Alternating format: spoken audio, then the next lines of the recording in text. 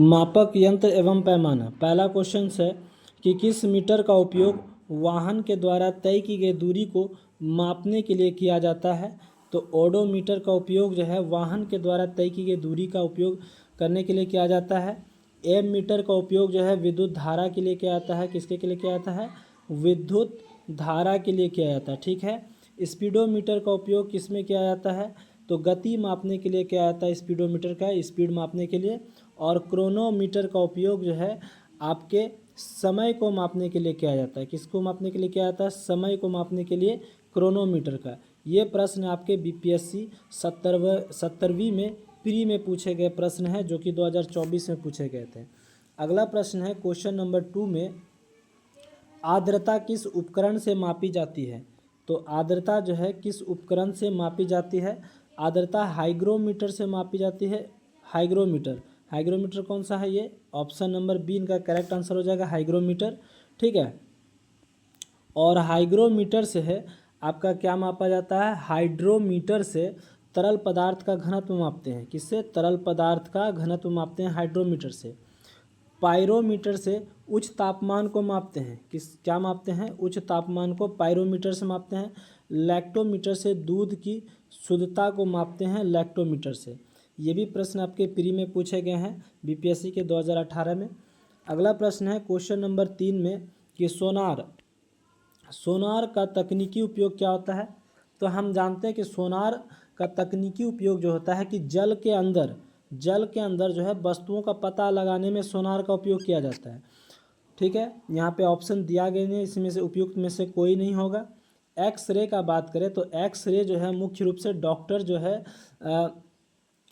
शरीर के जांच पता करने के लिए एक्सरे का उपयोग करते हैं। इंफ्रारेड तरंग का उपयोग जो है आपका दूरस्थ संचार यानी कि दूर की स्थिति को देखने के लिए, संचार करने के लिए इंफ्रारेड तरंग का उपयोग किया जाता है।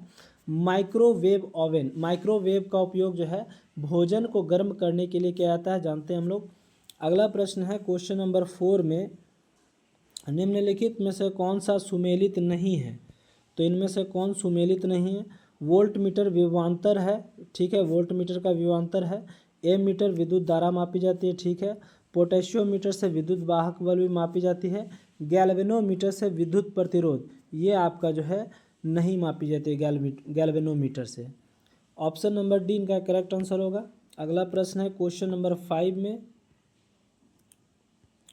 कि विद्युत धारा निम्न में से किस उपकरण से मापी जाती है? देखिए फिर क्वेश्चन से आगे वही विद्युत धारा, तो विद्युत धारा किससे मापी जाती है, किस उपकरण से मापी जाती है? तो एम मीटर से विद्युत धारा मापी जाती है। Correct answer option number B हो जाएगा इनका। ठीक है। अब अगला प्रश्न है क्वेश्चन नंबर 6 में कि अति सूक्ष्म वस्तुओं को देखने के लिए प्रयोग किए जाने वाला प्रकाशिक उपकरण क्या है? अति सूक्ष्म वस्तुओं को देखने के लिए प्रयोग किए जाने वाला प्रकाशिक उपकरण जो होते हैं वो माइक्रोस्कोप होता है। ऑप्शन नंबर ए इनका करेक्ट आंसर हो जाएगा, माइक्रोस्कोप। ठीक है। अब बात करें स्टेथोस्कोप से जो है आप क्या करते हैं, इनसे है डॉक्टर जो है शरीर के अंदर का अंगों का पता लगाने में, जैसे कि विशेषकर इसके हृदय फेफड़ों सांस का जो है साउंड सुनने में किया जाता है। आप देखते होंगे डॉक्टर अपने गले में जो उसको आला लगाते हैं, उसी को स्टेथोस्कोप कहते हैं। अगला प्रश्न है क्वेश्चन नंबर 7 नंबर में कि ऑडियोमीटर क्या मापता है?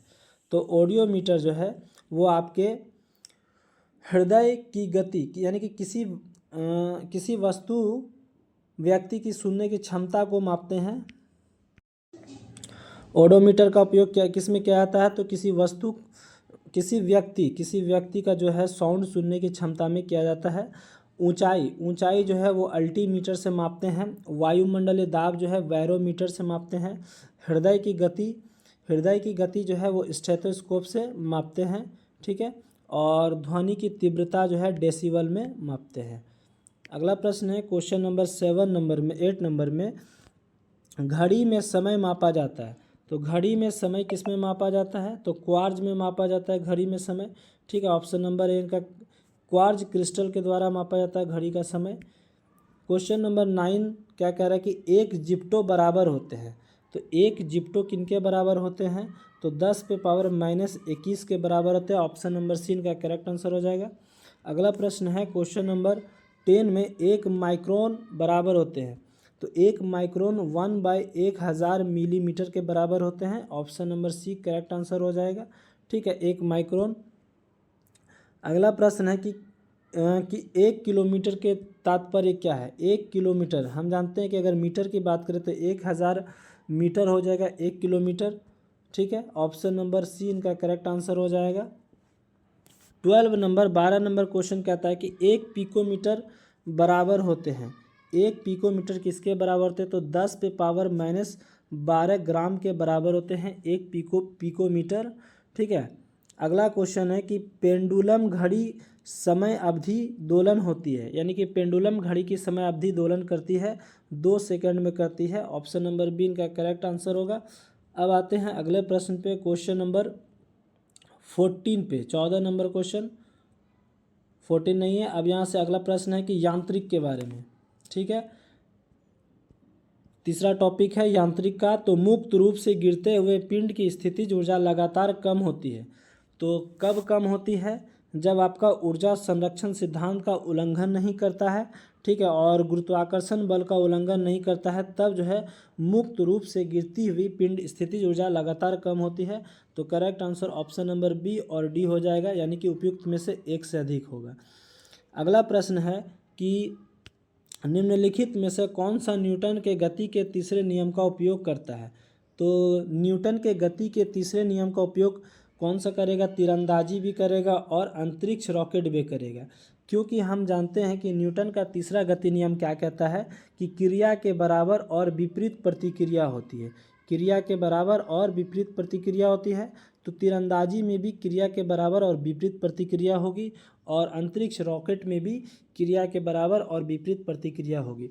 इसलिए इसका आंसर क्या हो जाएगा, उपयुक्त में से एक से अधिक।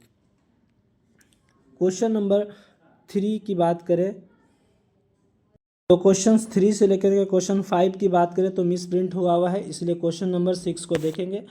किसी वस्तु को स्थिर वेग बनाए रखने के लिए आवश्यक बल क्या होती है, तो शुद्ध बल होती है, यानी कि प्योर फोर्स जो है आपका किसी वस्तु के स्थिर वेग को बनाए रखने के लिए होती है। बीपीएससी टीआरई 3 में पूछा गया प्रश्न है जुलाई 2024 के।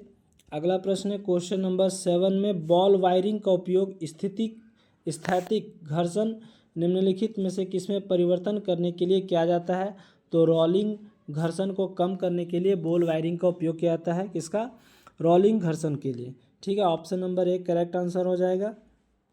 अगला प्रश्न है कि फुटबॉल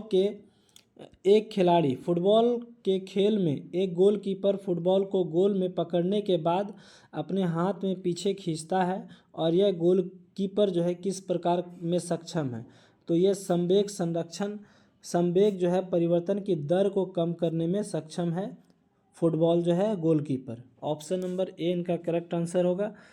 क्वेश्चन नंबर 9 कह रहा है कि केंद्राभिमुखी बल किसके लिए जिम्मेदार है, तो वस्तु को वृत्ताकार पथ पर गतिमान रखने के लिए जो है केंद्राभिमुखी बल जिम्मेदार है। ऑप्शन नंबर बी इनका करेक्ट आंसर हो जाएगा। क्वेश्चन नंबर 10 की बात करें तो निम्नलिखित में से किस ऊर्जा परिवर्तन में घर्षण बल शामिल होते हैं। किस ऊर्जा परिवर्तन में घर्षण बल शामिल होते हैं, तो गतिज ऊर्जा से ऊष्मा ऊर्जा में आपका घर्षण बल जो है शामिल होंगे।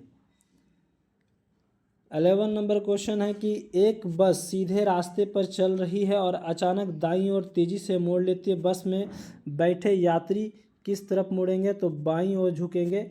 ये जो है जड़त्व के नियम के कारण ऐसा होता है। ऑप्शन नंबर सी इनका करेक्ट आंसर होगा। अगला है क्वेश्चन नंबर 12 में कि एक क्षैतिज वृत्त स्थिति चाल से घूम रहे पिंड के लिए निम्नलिखित में से कौन सा स्थिर रहेगा, तो आपका जो है गतिज ऊर्जा जो है स्थिर रहेगा। एक क्षैतिज वृत्त में स्थिर चाल से घूम रहे पिंड के लिए आपका गतिज ऊर्जा जो है वो स्थिर रहेगा। Option number D correct answer होगा। क्वेश्चन नंबर 13 की बात करें 13 नंबर, 13 नंबर मिस प्रिंट है, 14 नंबर भी मिस प्रिंट है, 15 नंबर भी मिस प्रिंट है। अब बात करें